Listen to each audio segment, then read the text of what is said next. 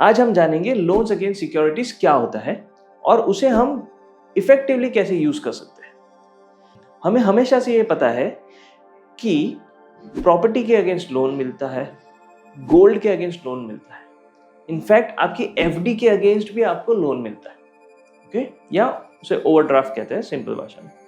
हमारा पहले से यही माइंडसेट रहा है कि कोई भी गोल अगर बीच में आ जाता है तो हम हमारी कोई भी एसेट को रिडीम, या सिंपल भाषा में हम उस एसेट्स को तोड़ते नहीं है उस गोल को पूरा करने के लिए, हम उसके अगेंस्ट लोन लेते हैं। क्यों? क्योंकि हमारा माइंड इस तरह से वायर्ड है कि एफडी जो बहुत ही लिक्विड है उसे भी हम ब्रेक नहीं करते। क्यों? हमें यह पता है कि एफडी फिक्स टेन्योर की होती है और बीच में ब्रेक करने से हमें 1 या 2% का इंटरेस्ट लॉस हो जाएगा।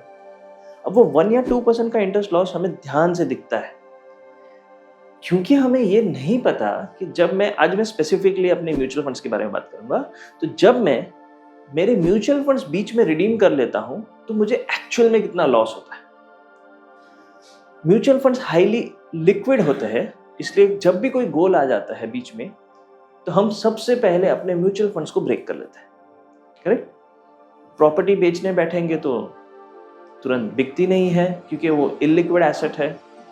गोल्ड हम बेचना चाहते नहीं है, हम बेच पाएंगे नहीं बिकॉज इमोशनल अटैचमेंट होता है। एफडी हम ब्रेक नहीं करना चाहते बिकॉज मेरा वो 1 या 2% का लॉस हो जाएगा। बट म्यूचुअल फंड्स ब्रेक करने में हम 2 बार सोचते भी नहीं है। तो आज समझते हैं कि म्यूचुअल फंड्स के अगेंस्ट मुझे कितना लोन मिल सकता है। सो अगर आपने मेरा पहले वाला वीडियो नहीं देखा है कि व्हाट आर म्यूचुअल फंड्स और आप उसे कैसे यूज कर सकते हैं, तो प्लीज पहले उसे देख के आइए। आपको पता चल जाएगा कि एग्जैक्टली म्यूचुअल फंड्स क्या होता है। और लोन्स अगेंस्ट सिक्योरिटीज यानी आपके equity, debt, hybrid mutual funds के अगेंस्ट आपको लोन मिल सकता है। जैसे हम कोई प्रॉपर्टी के अगेंस्ट लोन लेते हैं या गोल्ड के अगेंस्ट लोन लेते हैं, उसी तरह आप आपके म्यूचुअल फंड्स के अगेंस्ट लोन ले सकते हैं। सो आपका जितना भी म्यूचुअल फंड का पोर्टफोलियो है, बेसिकली जो इक्विटी एंड हाइब्रिड है और जो डेट है, इन दोनों के वैल्यूज के अगेंस्ट जो आपको लोन अमाउंट मिलती है वो है, अगर आपका इक्विटी म्यूचुअल फंड है तो around 45 to 50% of the current value of the portfolio आपको लोन मिलेगा। और अगर वो डेट म्यूचुअल फंड है तो उसके आज के वैल्यू के हिसाब से, उस पोर्टफोलियो के आज के वैल्यू के हिसाब से 70 to 80% आपको लोन मिलेगा। So for example, if I have a 100 rupees portfolio out of which 50 rupees is equity, 50 rupees is debt, तो 50 का 70 to 80% आउट ऑफ डेट मुझे लोन मिलेगा और 50 का 45 to 50% out of equity portfolio मुझे उतना लोन मिलेगा। अब ये लोन्स 2 तरह से मिलती है। पहली होती है जैसे हम एफडी के अगेंस्ट या प्रॉपर्टी के अगेंस्ट लेते हैं एज अ ओडी। ओके, मान लीजिए मेरे पोर्टफोलियो वैल्यू का 50% इज 100 रुपीज, यानी 200 रुपीज का मेरा इक्विटी म्यूचुअल फंड का पोर्टफोलियो है and I am eligible for let's say 100 rupees, that is 50% of the portfolio. अब ये 100 रुपीज मेरी एलिजिबिलिटी है। अगर मैं वो ओडी टाइप या फ्लेक्सी लोन लेता हूं तो मैं जितना चाहिए उतना कंज्यूम कर सकता हूं, यानी उस 100 रुपीज में से मैं 50 रुपीज पहले कंज्यूम कर सकता हूं, यानी उतना लोन ले सकता हूं और हर महीने उस 50 रुपीज का मैं इंटरेस्ट चुकाते जाऊंगा। जब भी मेरे पास प्रिंसिपल रीपे करने के लिए पैसा आएगा, may be 5 rupees, 10 rupees, 20 rupees, मैं उतना रीपे करते जाऊंगा और बैलेंस पीरियड पे बैलेंस अमाउंट का मुझे इंटरेस्ट लगते जाएगा। दूसरी लोन होती है टर्म लोन। जैसे नॉर्मल हम कोई होम लोन लेते हैं, सो प्रिंसिपल प्लस इंटरेस्ट पूरा एक ईएमआई रहता है, एक फिक्स्ड टेन्योर के लिए रहता है। So for example 6 months, 1 year, 2 years, 3 years, 5 years, 7 years। Tenure के हिसाब से मेरा प्रिंसिपल प्लस इंटरेस्ट हर महीने के ईएमआई में कटते जाएगा। कुछ कंपनीज बेनिफिट्स भी देती है कि आपने मान लीजिए 5 साल का पूरा टेन्योर लिया है और उस 5 साल बिना एक भी ईएमआई बाउंस किए आपने रेगुलरली डिसिप्लिन से सारी ईएमआईज भरी है, तो आपको 1, 2, 3 ईएमआईज वो लोग रिफंड कर देते हैं।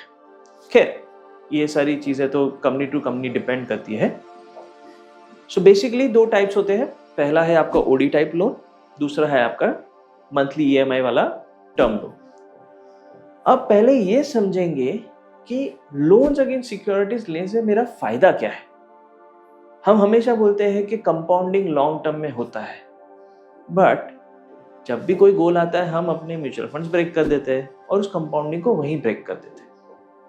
लोन लेने से उस कंपाउंडिंग का इफेक्ट क्या होगा, आज हम वो जानेंगे। और दूसरा, दोनों लोन्स में से कब कौन सी लेनी चाहिए वो भी जानेंगे।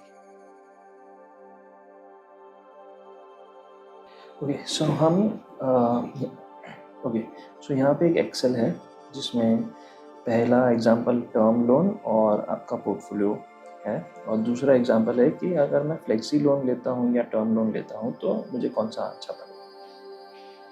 तो यहाँ पे है ना अलग अलग टेन्योर्स अवेलेबल है, 6 months, 12 months, 18 months, 24 months, but for example हम लोग 5 इयर्स का लेते हैं जहाँ पे रेट ऑफ इंटरेस्ट इज 15.25% और आपका पोर्टफोलियो एक मियर 12% रिटर्न्स कमाता है।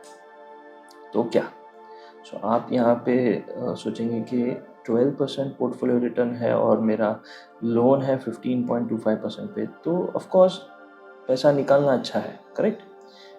नहीं। अगर मान लीजिए आप 10 लाख रिडीम करने वाले हैं आपके पोर्टफोलियो में से, तो आप 10 लाख एज इट इज़ रखते हैं पोर्टफोलियो में, उसकी जगह 10 लाख का आप लोन ले लेते हैं। ऐसा हो सकता है कि आपका पोर्टफोलियो 20 लाख, 30 लाख, 40 लाख का हो, आप उसमें से सिर्फ 10 लाख निकाल रहे हैं और उसकी जगह आप सिर्फ एक 10 लाख का टर्म लोन ले रहे हैं। टर्म लोन यानी जो मैंने एक्सप्लेन किया कि आपका प्रिंसिपल प्लस इंटरेस्ट ईएमआई के फॉर्म में, ईएमआई के थ्रू पूरे टेन्योर में वो रीपे हो जाता है। हर महीने इस इंस्टॉलमेंट में एक पोर्शन आपका प्रिंसिपल का होता है और एक पोर्शन आपका इंटरेस्ट का होता है। पूरा जो आउटगो है in the next 5 years 60 months में, वो 10 लाख के ऊपर आप इसमें इंटरेस्ट दे रहे हैं 4,35,000 का, और आपका जो 10 लाख का पोर्टफोलियो एट अ मियर 12% कंपाउंडिंग वो हो जाता है 17,62,000। ये रिड्यूसिंग बैलेंस पे होता है, और ये जब कंपाउंड होता है तो इंटरेस्ट पे इंटरेस्ट आपको मिलते जाता है, करेक्ट?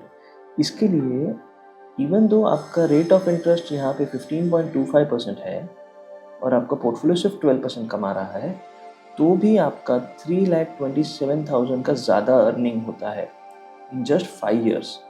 अगर ये पोर्टफोलियो आप और होल्ड करके रखते हैं तो यही 10 लाख का वैल्यू 5 इयर्स में जो 5 इयर्स में जो 17,62,000 हो जाता है, वो 10 इयर्स में 31 लाख हो जाता है और 15 इयर्स में 54 लाख हो जाता है। यहाँ जो प्रॉम्प्ट पेमेंट रिबेट दिया गया है, वो जो मैंने आपको पहले भी एक्सप्लेन किया कि कुछ कंपनीज आपको 1, 2, 3 EMIs रिफंड देती है अगर आप 5 साल तक कंटिन्यूस पे करते हैं। ये तो कंपैरिजन हो गया कि टर्म लोन अगर मैं लेता हूँ जहाँ पे मैं हर महीने भर रहा हूँ। अब जो ओडी टाइप फ्लेक्सी लोन होती है वो मुझे कब लेनी चाहिए, या किसे टर्म लोन लेना चाहिए, किसे फ्लेक्सी लोन लेना चाहिए?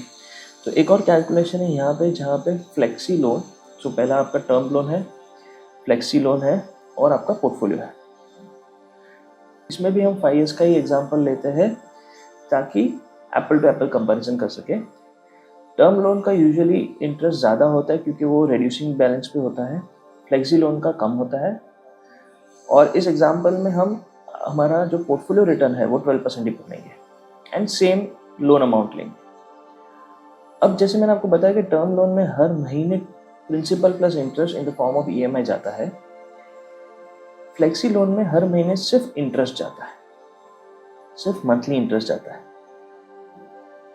फ्लेक्सी लोन का जो प्रिंसिपल है वो आपको जब चाहिए तब आप रीपे कर सकते हैं, मे बी 5,000, 10,000, 20,000, 1 लाख, 20 lakhs, और इस एग्जांपल में जो 10 lakhs है तो आप एक साथ पूरा 10 lakhs भी भर सकते हैं। लेकिन ऑन एक्सेल में आपको ये पूरा नहीं दिखा पाऊंगा, इसलिए इस एक्सेल में हमने एग्जांपल इस तरह से लिया है कि आप फ्लेक्सी लोन का जो प्रिंसिपल अमाउंट है वो लास्ट मंथ में भरेंगे। यानी 60th मंथ पे आप प्रिंसिपल इसका रीपे करेंगे। तो क्या होगा, क्योंकि ये रेड्यूसिंग बैलेंस है और इसमें आप सिर्फ इंटरेस्ट पे कर रहे हैं, if you hold both the loans for 5 years तो फ्लेक्सी लोन महंगा पड़ता है और टर्म लोन सस्ता पड़ता है। बट अगर मान लीजिए आप बिजनेस में हैं और आपको इर्रेगुलर पेमेंट्स आ रही है, एक साथ बड़ा सा पेमेंट आ जाता है, लेकिन आपको टेम्पररी एक पैसे की ज़रूरत पड़ गई और आपका पोर्टफोलियो, इक्विटी म्यूचुअल फंड्स का पोर्टफोलियो ना रिडीम करते हुए आपने लोन लेना सोचा, तो आपके लिए फ्लेक्सी लोन लेना ज़्यादा फायदेमंद होगा, जहाँ पे आप 15 दिन, 20 दिन, 25 दिन, 1 महीना, 1.5 महीने में पूरा प्रिंसिपल रीपे कर देंगे। तो वहाँ पे आपका इंटरेस्ट कॉस्ट बहुत कम हो जाता है। वेरेज जो लोग मे बी सैलराइड है या जिनकी फिक्स्ड मंथली इनकम आ रही है और उनको बीच में एक गोल के लिए पैसे की ज़रूरत पड़ गई, तो उनके लिए टर्म लोन शायद अच्छा पड़ेगा, जहाँ पे वो लोग 6 महीने में विथ प्रिंसिपल एंड इंटरेस्ट दोनों रीपे कर देंगे। दोनों ही लोन्स में, दोनों में से कोई भी लोन लेने में आपका फ़ायदा ज़्यादा है instead of selling your portfolio, भले वो पोर्टफोलियो सिर्फ 12% इंटरेस्ट क्यों नहीं कमाता हो। ओके, सो जैसे हम हमारी प्रॉपर्टी या गोल्ड या एफडी नहीं ब्रेक करते या नहीं बेच देते कोई शॉर्ट टर्म गोल के लिए, उसी तरह अब अगर आप इक्विटी म्यूचुअल फंड्स भी आपके सेल नहीं करेंगे और उसे लॉन्ग टर्म होल्ड करके रखेंगे और कोई भी नियर टर्म या शॉर्ट टर्म गोल्स के लिए या इमीडिएट रिक्वायरमेंट के लिए अगर आप लोन लेंगे उसके अगेंस्ट, तो आपको ज़्यादा फायदा होगा। आई होप मेरा आज का वीडियो आपके लिए इन्फॉर्मेटिव था और आपको कुछ नया जानने मिला। अगर ये वीडियो आपको पसंद आई हो तो प्लीज़ इसे लाइक कीजिए और अपने दोस्तों के साथ शेयर कीजिए।